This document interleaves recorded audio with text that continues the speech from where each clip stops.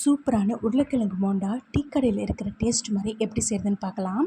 அதுக்கு 4 உருளைக்கிழங்கை நான் வேக வச்சு எடுத்துக்கிட்டேன்.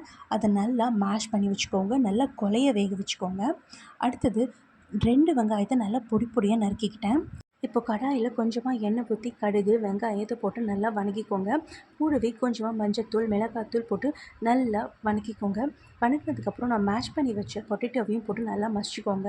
நல்லா மசிச்சதுக்கப்புறமா கொஞ்சமாக அரிசி மாவை அதில் மிக்ஸ் பண்ணி விடுங்க. டேஸ்ட்டு சும்மா பக்காவாக இருக்கும்.